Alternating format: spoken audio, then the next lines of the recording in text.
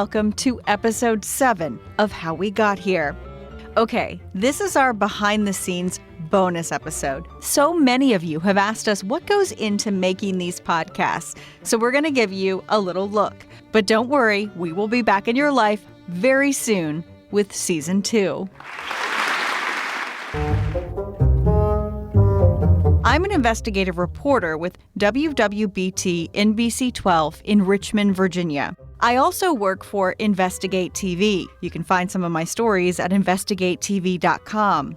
So while this podcast is being written and recorded, I'm actually working on several other projects and investigations for the Daily News in Richmond. For example, while we were writing about Patrick Henry's death in episode 1, we were going undercover exposing illegal odometer rollbacks in vehicles across the country. So we have a lot going on, but we love making this. I have to say, this is probably my most favorite project that I've ever done for NBC 12. And I'm doing this with 2 incredible people that I need you all to meet. You hear my voice, but their blood, sweat, and tears are in this project as well. So the first question that we always get is, how did this podcast start? Well, that's thanks to our digital director, Kate Albright, who happens to be joining me right now. Hi, Kate. Hello. So Kate had me storm into her office like normal, and she's like, oh, what does Rachel want now? And true story. And I said, I want to do a podcast. I pitched all these true crime ideas, and then she thought about it. And then she comes back to me a few days later, and you had this great idea for this podcast. So how did we get here? I really like history, and I'm really into learning about the cities I live in because as a journalist, as you know, Rachel, we move around a lot. And when I was working in Toledo at my last job, I worked with a man who wrote a book called Day by Day in Toledo, and he went through every single day of the year and found big things that happened throughout history that made an impact on people. And so I wanted to do the same thing in Richmond to kind of help myself learn and, of course, teach everybody else. So if you recognize Kate's voice right now, it's because that's also the voice of our sponsor advertisement. And we want to just point out that when you support our sponsors, you help us make this possible. Yes, a huge thank you to the Virginia Museum of History and Culture. If you guys have not gone there, I really encourage you to. So Kate, what has been your favorite episode? I don't think I have a favorite episode, but I definitely have a few favorite segments. The Elvis segment was one of mine, as well as the Arthur Ashe. I don't know if it's because the background music was so fun to edit in both of those or what, but I definitely really liked those. And what I'm not telling you is that Kate has a special skill. She's also our mix master. How this works is Colten will write, I will write, we'll track everything, we'll edit everything, but then Kate comes in and she goes, what the heck did Rachel just lay down? No, she comes in and she really cleans it up so that when you're listening on your Bluetooth or your car, it sounds great. She also likes to come tell me that I sounded too broadcasty and I need to come back and be a real person. It's true. She's not a real person. If you've ever met her, you'd know she's a robot. That is not true. I do not resemble that remark. No, but Kate, talk about the mixing of this podcast. Well, my job is actually really fun and not a lot of hard work. Rachel and Colten do all the hard work. They hand me a project with a bunch of different audio cuts with some music, and I just go through to make sure that all the levels are good, everything sounds clean, everything transitions well. And then we all go and we have to listen. Everyone has to listen to my voice over and over again to make this happen, right, Kate? Yeah, it's actually pretty calming at this point. It might be. I don't know if I'm at the level of I could fall asleep to Rachel DePompa's voice, but I'm getting there. What do you think of the intro music, Kate? Because to me, that was the moment where it became real. Rachel came to my office one day and she said, we have it. We have the theme music. And I did not believe her. I was soon proven wrong because she found it and it was perfect. It gets stuck in our head here, so we hope it gets stuck in your head there. Anything else, Kate, that you think is important people know about this podcast or what happens behind the scenes? We know history isn't always the most exciting topic, so we really did our best to try to make it fun and exciting and really fast-paced so kids can listen to it, anyone can listen to it. Even if you've lived in Richmond your entire life, there's probably something in this podcast that you have never heard of before. Kate, thank you so much for coming on and introducing yourself to our audience. And we're so happy to have Kate really supporting us on this project. Thanks, Rachel. And to everyone listening, thank you. We really could not continue doing this if we didn't have such a large, loyal audience. We're already so excited to bring you Season 2. Planning is well underway, so don't worry, we will be back in just a few short months.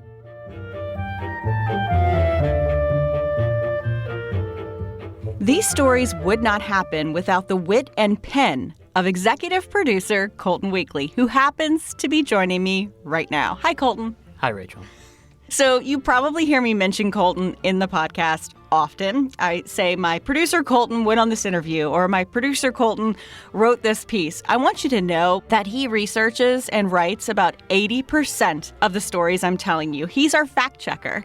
Well, let's just face it. He's a history geek, right, Colten? I am now. I wasn't originally a history geek until I moved to Virginia, where I was surrounded by history, and then now I can't get enough of it. When we came to you and said we want to do this podcast, it was a no-brainer for you, right? 100%. I'm kind of the nerdy geek producer, I guess, that loves history, nature, space, you name it. I try to include a story a day when I'm producing my normal show on the 5 o'clock news. When Rachel said, let's do a history podcast, I was definitely on board from the very start because it's something that I really enjoy.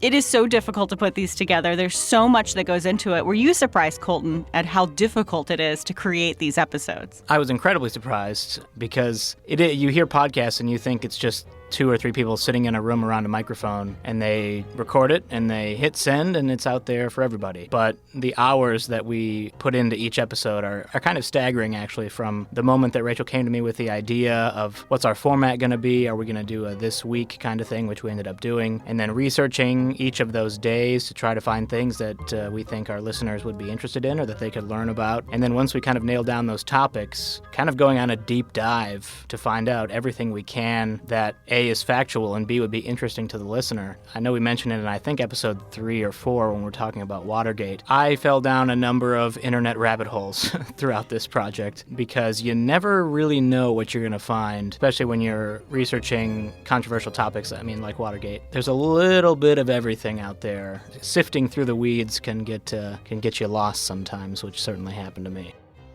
You probably noticed we kept going back to Mike Gorman with the Richmond National Battlefield Park. Colten did these interviews. Can you talk about meeting Mike Gorman for the first time and why we keep bringing him back? Mike Gorman is kind of, I guess you could say, the diamond in the rough. I contacted the American Civil War Museum that is right here in Richmond next to historic Tredegar, which is where our first interview with Mike was. Kind of said, do you have anybody there that would be able to talk about the Battle of Cold Harbor? And they said, sure, we've got a guy named Mike Gorman. He's kind of our Civil War expert here, and he's, works around the various battlefields around Richmond. But I walked in, and he was the only one kind of behind the desk, and he was already telling stories and almost giving a visual tour from behind the desk, sitting in the chair to a few folks that were standing there in front of him. And I kind of knew right away that he was going to be a pretty good storyteller, but I wasn't quite ready for just how good of a storyteller he was. That first interview was done in a stairwell of historic Tredegar. I think I asked him 2 or 3, maybe 4 questions, and he went for more than a half hour. The guy is just an incredible wealth of knowledge, but not just a wealth of knowledge that he can just tell you facts. It is the full story, A to Z, with every detail you can imagine. I kept waiting for the interview to get bland or boring or something like that. People think historian, boring, monotone, blah kind of voice, I guess, but Mike Gorman is the exact opposite of that. After that first interview, I remember coming back and telling you, Rachel, this guy is incredible. And you kind of looked at me like, oh, yeah, you're like the nerdy producer. Incredible to you is probably like really kind of lame. True story. I really did look at him and go, I don't know. And then played her a little bit of the interview and some of his best moments from that first interview. Her eyes kind of lit up too, like mine did when I first heard him, is that this guy can really tell a story and this guy really knows what he's talking about. Which is why we went back to Mike Gorman for the 7 Days battles. That just so happened for those later episodes, I believe 4 and 5. He was stationed that day at the Cold Harbor office, which right outside of that door, we went behind the building and did that interview. You can kind of hear some birds in the background. It was a beautiful day. The fields around that battlefield office are the actual battlefields where some of these 7 days battles happened. So that was pretty surreal to have him kind of describing all this carnage and war, and and he talks about the rebel yell and this 2.5 mile wide line of this Confederate march. And he kind of, at one point in the interview, he just pointed over at the end of this field and he said that's basically where it started. And there were cars going by on a nearby road, and he said that road right there, that's where Stonewall Jackson rode in for one of those battles. And that was pretty incredible, which only enhanced, I think, his storytelling with us being right there in the midst of it. There are moments, too, when you can hear in Mike's voice, you almost can hear him smiling or thinking like he's really there. What is he looking like when he's telling these stories? Because I can feel his energy, and it's just infectious and crazy, and you want to hear more, and that's why we kept inviting him back. Yeah, and Rachel, you mentioned a few days ago his moment in, I believe, episode 5. Mike is talking about how, the Union soldiers are in the barracks slapping each other on the backs and saying, we're going to get those guys, we're going to win this war. And Mike's face during that time, and as I was telling Rachel, it was just a beaming smile, because he was acting as if he was there in those barracks, or in those, I guess, tents at the time. It only adds to his storytelling prowess, I guess you could say, because he really brings out the emotion of the day that he has gleaned through things like letters that have survived to this day, or books or biographies, or you name it. Anything that survived, first-hand accounts of these Civil War battles. He's read it, he knows it, and he's felt it, and he's a great resource for us. We want to thank you, Mike, because you've truly been amazing. And we've had a lot of amazing guests. We want to thank everyone who has been with us this season, and everyone who Colten has interviewed or I have interviewed. One of the other people I get a lot of questions about, or just they say they really liked the story, was the opening assaults at Petersburg and the Dabneys of Dinwiddie. I'm talking about Emmanuel Dabney. Emmanuel Dabney really resonated with people. Why do you think that is, Colten? He's just another guy that is a wealth of knowledge, and he knows what he's talking about. I walked into the Petersburg National Battlefield Park to do the interview. Emmanuel was behind the desk reading a 5-inch thick encyclopedia, it appeared, that I assume was on the Civil War. And that right away kind of said everything I needed to know, in that this guy's going to know exactly what he's talking about. Emmanuel was recommended to me from Mike Gorman, because I mentioned to Mike at the end of our first interview about Cold Harbor that we were thinking about doing an interview about the opening assaults at Petersburg, and I thought, well, Mike, you're so good. Let's you and I talk about Petersburg. And he said, oh, no. If you're going to talk about Petersburg, you need to go down to Petersburg and talk to the only person in this area. He's like the expert on it, Emmanuel Dabney. So he gave me Mr. Dabney's contact info and kind of went from there. And so we went down into this basement office of the Petersburg National Battlefield Park. And I asked Mike 3 or 4 questions, and he went for 35 minutes. I think I asked Emmanuel probably 3 questions, and he went for 55 minutes. He was incredible. He was down to the time of day, the temperature that time of day. He could probably tell you which soldiers were wearing which pins. He knew each regiment, he knew each battalion, this, that. And frankly, way too much information for us to include in the podcast. But that was one thing about the Petersburg segment, is I wrote it originally really, really, really long, because I wanted to try to include all this great stuff that Emmanuel had given me in the interview. And I remember Rachel just looked at it, didn't even read it. Rachel looked at it and just said, this is way too long. So I have to tell you all, that's the one time, I've known Colten for 3 years now, that is the one time that Colten got mad at me, and his face turned bright red, and he was so mad, and I knew I'd hit a nerve at that moment, and I went, okay, let me back off, but we've got to take care of this episode. So we do kind of a read-through of each segment as I write them, if we get the chance. And that one, I think we were both having maybe a tough morning, so that was a very interesting read-through of that segment. I would venture to say that turned into a beautiful episode, and it was a great collaboration in the end. And people really liked it, because I've heard a lot of people talk about the Petersburg episode. Yes, it certainly worked out, but it was a bumpy road to get there. We try in these episodes to touch on a little piece of every history. And if you've noticed, and we've said, they kind of all weirdly intersect, or maybe teach us something about the past that comes back around in the future. We've had a lot of Civil War, but that's because, right, Colten, the Civil War happened here, so we want to feature that in the episodes. But we really do try really hard to find other things happening in other decades and centuries. I mean, we definitely do, and I think you hit it right on the head in that the Civil War happened around us, and that was one of the things that drew me to come to love history so much, is that it's not something you're reading in a book or you're hearing about that happened, hundreds of miles away. Mike said it in the interview out at Cold Harbor. This is Richmond's backyard. You can probably drive no more than 15 or 20 minutes in one direction and find somewhere where there was a Civil War battle. I used to live in the Churchill area, and I believe on East Broad Street I stumbled upon a stone in the sidewalk that was a little bit raised above, and I looked down, and it was a carved stone saying that this building served as a Confederate hospital. There's so much of it, and there's so much that I think people don't know that much about, and I think that's something that we tried to bring to our listeners with this podcast, is go beyond just the words on the historical marker. One of my favorite parts of one of the episodes was actually a surprise. I was looking back for episode 6, trying to figure out what have we covered recently that we could include in this episode, because we do try to look for things that happened in the last 10 years or so. When I saw that the fight over the slave burial ground happened about 8 years ago, that really resonated with me, and I thought it would be a really good moment in the podcast. Then we found a perfect person to interview for that, and we already had a lot of sound in our archives about this issue, and I think it's something that is really poignant because it's something we don't talk about that often, and there's a lot of people that want to know more about where they came from or what happened to their ancestors, and this is that moment too. Yeah, and I think when Rachel kind of approached me with that, we kind of said, how do we segue out of that segment of the burial ground being uncovered? And we kind of both said, what about the history of Richmond and the slave trade, which is some of this city's darkest days, I think is very fair to say.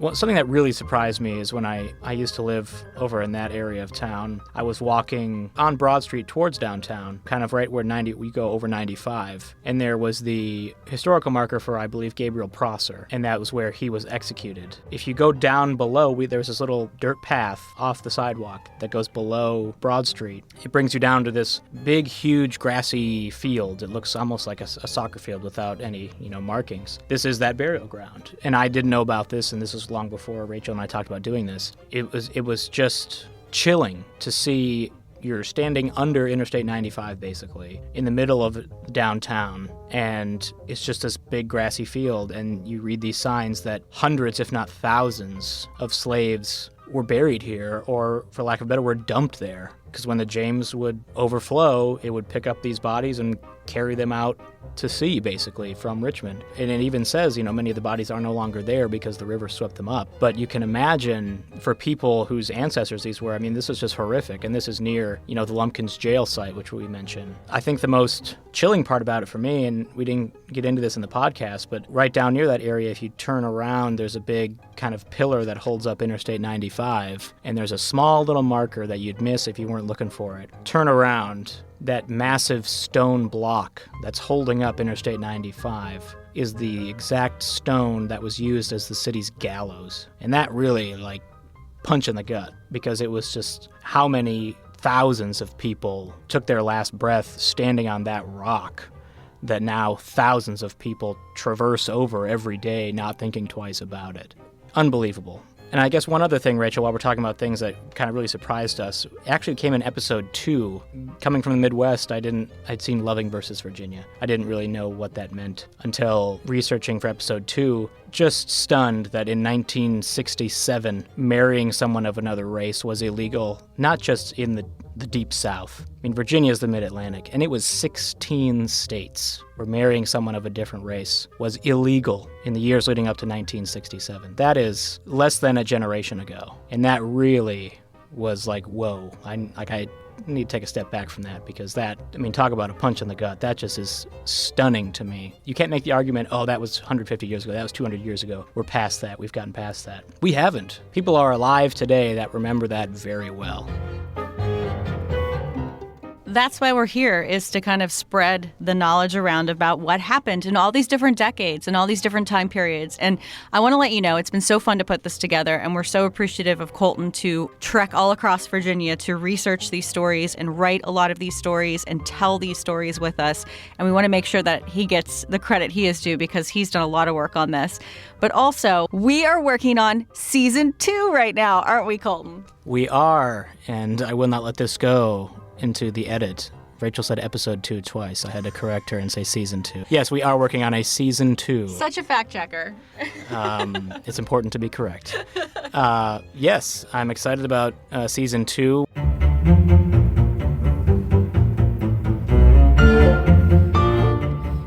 We've got some ideas kind of that we've thrown into the pot so far, and we're going to cook it up and see what we can make. And if you have any ideas, we're going to be doing the podcast in November and December. So if you know of any historical events you think we should feature, please let us know. We have an email address. It is howwegothere@nbc12.com. But Colten, thank you so much. Thanks, Rachel. This podcast is recorded by WWBT NBC 12 in Richmond, Virginia. If you don't mind, rate and review us so others will find us.